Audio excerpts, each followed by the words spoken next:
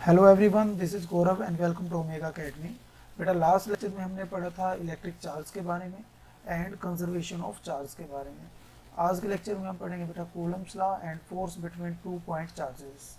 तो यदि आपने लास्ट लेक्चर नहीं अटेंड किया है तो यहाँ ऑल क्लिक करके उसको आप अटेंड कर सकते हैं। तो चलिए शुरू करते हैं और सबसे पहले हम बात करते हैं बेटा कूलम्स लॉ की। Coulomb's law state that the force of attraction और repulsion between two charges is directly proportional to the product of charges and inversely proportional to the square of distance between them। तो हमने यहाँ पर guess किया बेटा दो charges हैं Q1 and Q2 और दोनों जो है r डिस्टेंस दूर प्लेस्ड हैं, तो इनके बीच में एक फोर्स होगा अकॉर्डिंग टू कूलम। तो यहाँ पर जो फोर्स होगा बेटा that is directly proportional to the product of charges. तो यहाँ पर ये जो फोर्स होगा दैट इज डायरेक्टली प्रोपोर्शनल होगा किसके Q1 एंड Q2 के प्रोडक्ट के।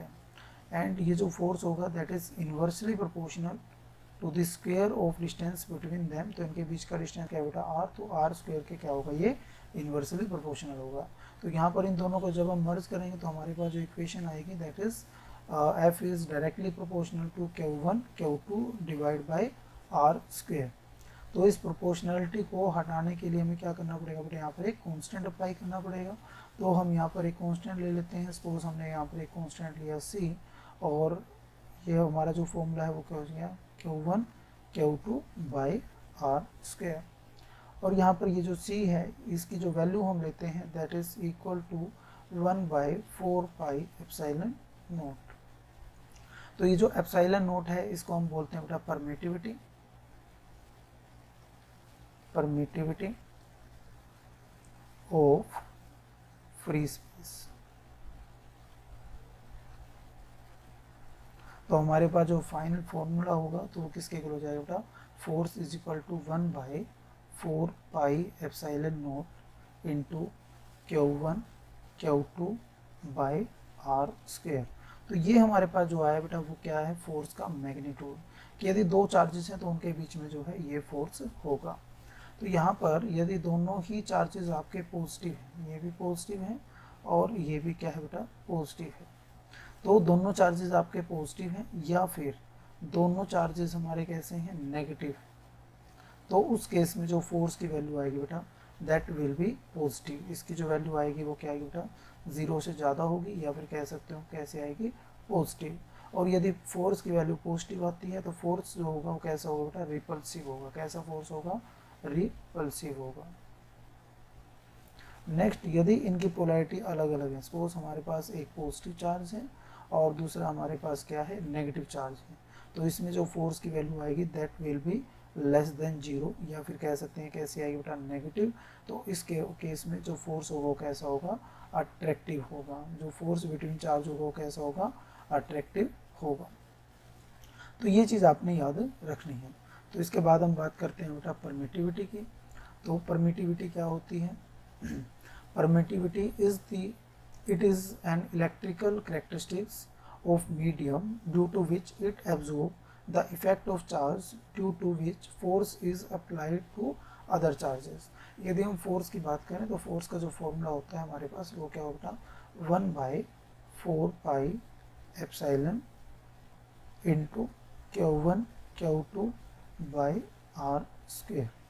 तो यदि हम दो चार्जेस के बीच के मीडियम को चेंज कर दें, अब इन दोनों चार्जेस के बीच का जो मीडियम है सपोज क्या है वहाँ पर एयर है, इन दोनों चार्जेस के बीच में क्या है एयर।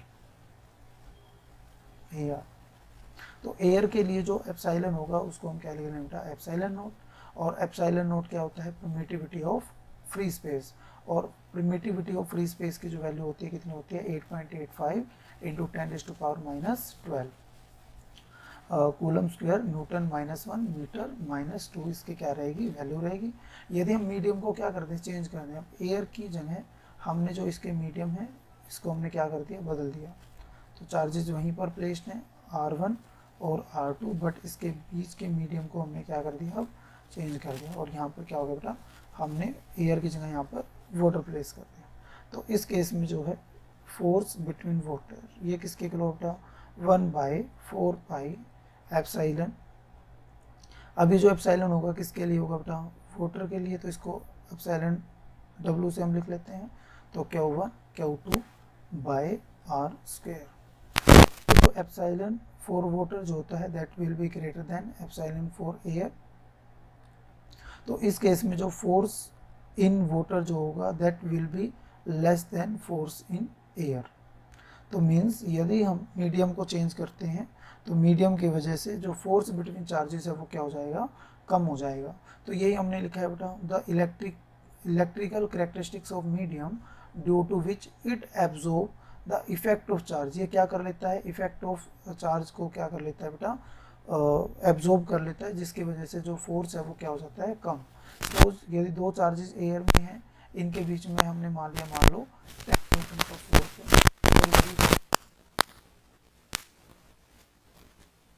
आ जाए, इसका मतलब क्या हुआ, 2 न्यूटन जो फोर्स है या जो इफेक्ट है वो क्या हो जाएगा, यहाँ पर एब्जॉर्ब हो जाएगा। तो ये क्या बताता है हमें, परमिटिविटी किसी भी मीडियम की, जितनी ज़्यादा परमिटिविटी होगी उतना ही उनके बीच का जो फोर्स होगा चार्ज के बीच में क्या हो जाएगा बेटा, कम हो जाएगा। इसके बाद हम बात करते हैं बेटा रिलेटिव परमिटिविटी की। तो यहाँ पे हम बात करेंगे बेटा रिलेटिव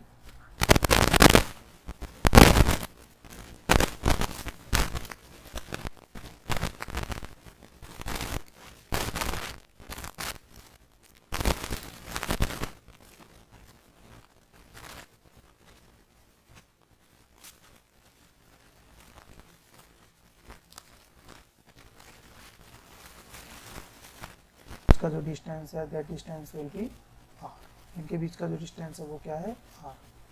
तो इनके बीच का जो फोर्स है उसको हम एक नोट से लिख लेते हैं। ये किसके इक्वल होगा, 1/4 pi epsilon naught into Q1 Q2 by r square.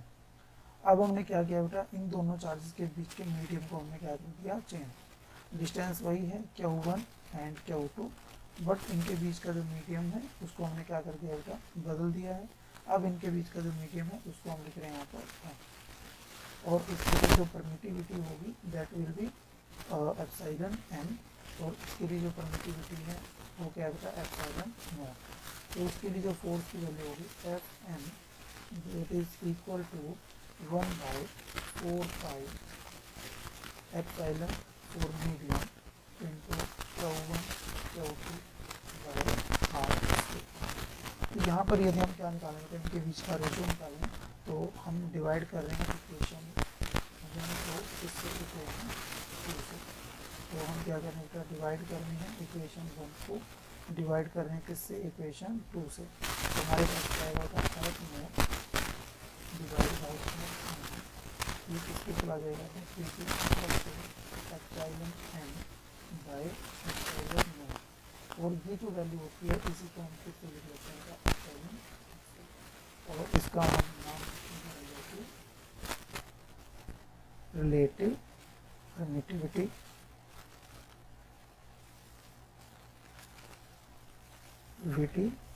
Of medium. ये किसी भी मीडियम की क्या होगी, रिलेटिव परमिटिविटी होगी। अब यहाँ पर जितनी ज़्यादा रिलेटिव परमिटिविटी होगी उतनी फोर्स की वैल्यू क्या होगी बेटा, उतनी ही कम होगी। तो यहाँ पर कुछ चीज़ें आप बेटा आपने, फोर्स जो होगा that is inversely proportional to 1/एप्सिलॉन आर। जितनी एप्सिलॉन आर या रिलेटिव परमिटिविटी की वैल्यू ज़्यादा होगी उतना ही फोर्स क्या होगा, कम होगा। तो यहाँ पर यदि हम बात करें NaCl जो होता है, NaCl in air have more force as compared to force in water। इसका मतलब ये है बेटा, जो NaCl है और उनके बीच में जो फोर्स होगा वो क्या होता है बेटा, यहाँ पर ज़्यादा होगा, जो कि फोर्स के यदि हम कंपेयर करें फोर्स इन वाटर से। क्योंकि 2-3 वैल्यू आपने याद रखनी है बेटा, एप्सिलॉन आर की वैल्यू फॉर एयर के लिए इसकी वैल्यू क्या होती है बेटा, 1। ये किसके लिए होगी, एयर के लिए। एप्सिलॉन आर की वैल्यू बेटा यदि हम बात करें किसी भी मेटल के लिए, तो मेटल के लिए एप्सिलॉन आर की वैल्यू जो हम लेते हैं इन्फिनिटी। तो ये किसके लिए है, मेटल के लिए। और यदि हम वाटर के लिए बात करें तो एप्सिलॉन आर की वैल्यू होती है बेटा 81, और ये किसके लिए होगी, वाटर के लिए। इसका मतलब एयर के लिए एप्सिलॉन आर की वैल्यू कितनी है बेटा 1, और यदि हम फोर्स की बात करें इन वाटर तो 81 टाइम्स क्या हो जाएगा, फोर्स कम हो जाएगा relative to force in air. तो यहाँ पर हम रिलेटिव परमिटिविटी को डिफाइन कर सकते हैं बेटा। Relative permittivity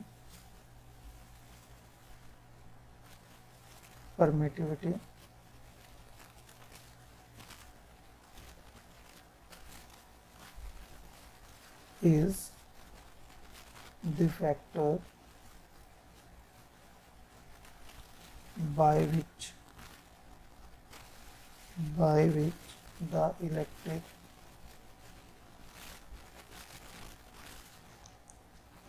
force between the charge is decreased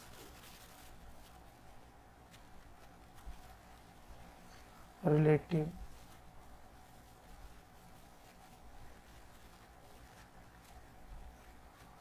to vacuum।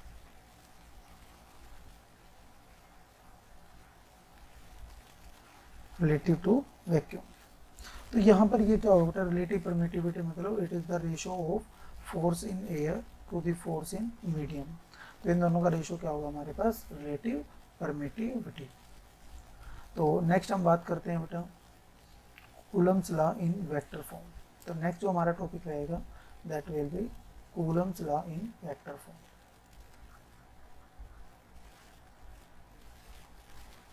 Coulomb's law in vector form. तो अभी जो हमने किया था बेटा, जो फोर्स की वैल्यू आई है हमारे पास that is equal to 1/4 pi epsilon naught into Q1 Q2 by r square. तो यहाँ पर जो फोर्स है वो कैसी क्वांटिटी होती है बेटा, it is a vector quantity, और यहाँ पर कहीं पर भी हमारे पास डायरेक्शन असाइन नहीं है। तो डायरेक्शन के लिए हम किसके यूज़ करते हैं बेटा, Coulomb's law in vector form. तो वैसे हम कंसीडर कर लेते हैं दो चार्जेस। सपोज हमारे पास एक ही चार्ज है जिसको हम लिख रहे हैं बेटा Q1, और दूसरा चार्ज हमारे पास ये है जिसको हम लिख रहे हैं Q2। तो हम ये मान रहे हैं कि दोनों चार्ज कैसे हैं, दोनों के दोनों चार्ज जो है वो पॉजिटिव हैं, और यदि दोनों चार्ज पॉजिटिव हैं तो ये क्या करेंगे, एक दूसरे को रिपेल करेंगे, और इनके बीच का जो डिस्टेंस है हम मानते हैं तो यहाँ पर इनके बीच का जो डिस्टेंस है दैट इज r। तो यहाँ पर Q1 पे जो फोर्स होगा Q2 की वजह से, और Q2 पे जो फोर्स होगा किसकी वजह से होगा बेटा, Q1 की वजह से। तो हमने माना कि दोनों चार्जेस कैसे हैं, पॉजिटिव, तो एक दूसरे को क्या करेंगे, repel.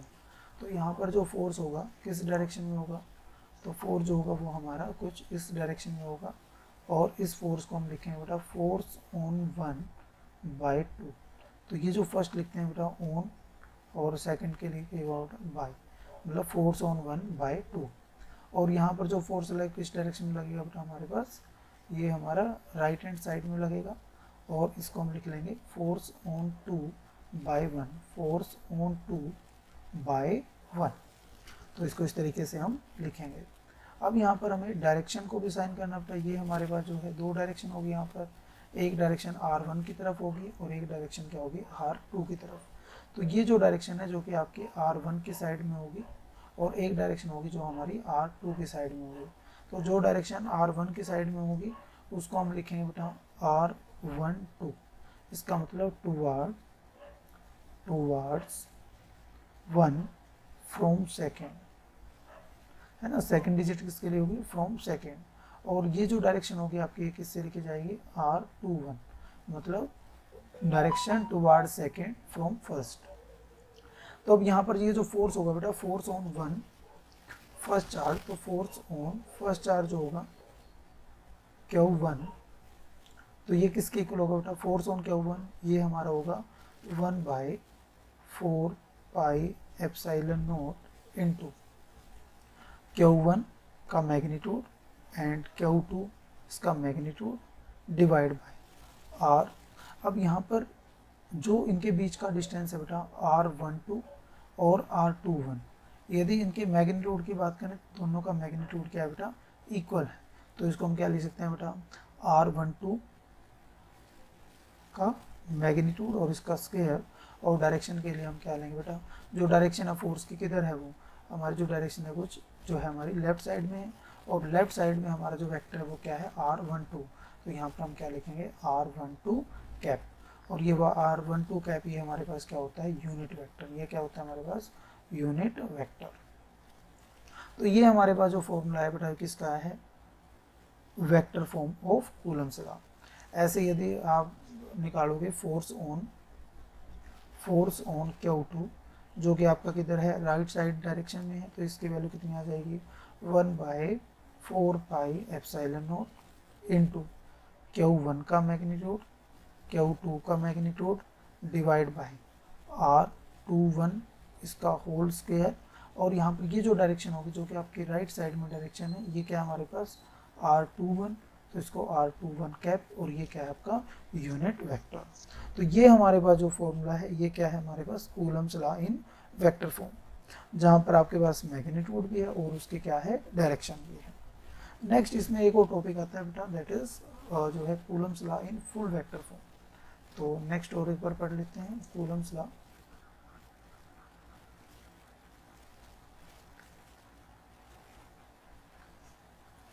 In full vector form.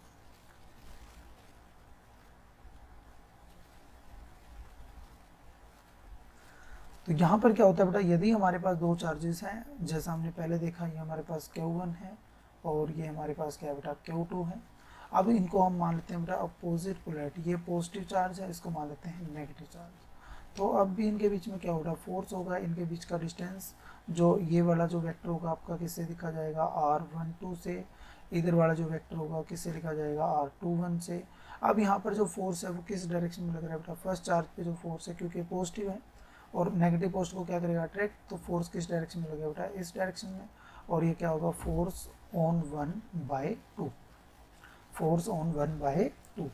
तो ये जो हमारे पास फोर्स होगा बेटा, फोर्स ऑन 1/2, ये किसके इक्वल होगा, that is equal to 1/4πε0 into, यहाँ पर चार्ज क्या बेटा, Q1 और इसका मैग्नीट्यूड, Q2 इसका मैग्नीट्यूड डिवाइड बाय, यहाँ पर हम क्या लेंगे बेटा, R12 लें या 21 लें। देखो जो आपकी डायरेक्शन है, यहाँ पर डायरेक्शन क्या है बेटा, R21, जो कि आपके राइट हैंड साइड में है, तो यही डायरेक्शन हम यहाँ पर लेंगे R21, और इसका क्या होगा बेटा, स्क्वायर, और यहाँ पर क्या होगा, R21 कैप। जैसा हमने पहला लिखा था वैसे ही यहाँ पर है, लेकिन हम इसको किस में लिखना चाह रहे हैं बेटा, फुल वेक्टर फॉर्म में।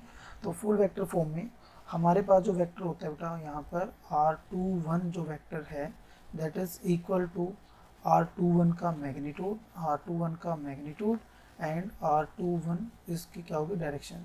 तो कोई भी वेक्टर जो होता है बेटा उसमें दो चीज़ें होती हैं, एक उसका मैग्नीट्यूड और एक क्या होती है इसकी डायरेक्शन। तो ये क्या बताता है बेटा, उसकी डायरेक्शन R कैप, और ये क्या है बेटा, इसका मैग्नीट्यूड। अब यहाँ पर हमारे पास किसके बेटा, R21 की वैल्यू यहाँ से निकाल लेंगे, R21 कैप, ये किसके इक्वल होगा बेटा, R21 vector divide by R21 का मोड। तो यहाँ पर इसकी वैल्यू क्या कर देंगे बेटा, पुट कर देंगे, तो हमारे पास ये जो वेक्टर आएगा वो किसके इक्वल आ जाएगा, F on 1/2 that is equal to 1/4πε0 into Q1 Q2 divide by, यहाँ पर क्या आ जाए बेटा, R21 का क्यूब कहाँ से आया बेटा, एक यहाँ पर जब इसकी वैल्यू पुट करेंगे हम, क्या वैल्यू आएगी इसकी, R21 वेक्टर डिवाइड बाय इसका R21 का मैग्नीट्यूड। अब जब मल्टीप्लाई होगा स्क्वायर के साथ तो इसकी वैल्यू क्या आ जाएगी, क्यूब, और यहाँ पर क्या होगा R21, और ये क्या होगा, वेक्टर। तो ये हमारे पास जो है ये क्या है बेटा, फुल वेक्टर फॉर्म, ये क्या है हमारे पास, फुल वेक्टर फॉर्म। ऐसे एक बार खुद से रिपीट करो आप कि हम निकालना चाह रहे हैं बेटा force on charge Q2, force on charge किस पे बेटा, Q2 पे कितना फोर्स लगेगा। तो यहाँ पर जो फोर्स की वैल्यू कितनी होगी बेटा, 1/4πε0 इंटू Q1 चार्ज का मैग्नीट्यूड, Q2 चार्ज का मैग्नीट्यूड डिवाइड बाय, यहाँ पर डायरेक्शन क्या होगा बेटा, अब यहाँ पर देखो नेगेटिव चार्ज है, नेगेटिव चार्ज पे पॉजिटिव की वजह से फोर्स लगा किस डायरेक्शन में, इस डायरेक्शन में, और इस डायरेक्शन में जो वेक्टर है वो कौन सा है बेटा, r12। तो यहाँ पर हम क्या लिखेंगे, r12 और इसका क्या होगा होल क्यूब, और यहाँ पर क्या हो जाएगा r12 वेक्टर। तो ये हमारे पास क्या है फुल वेक्टर फॉर्म।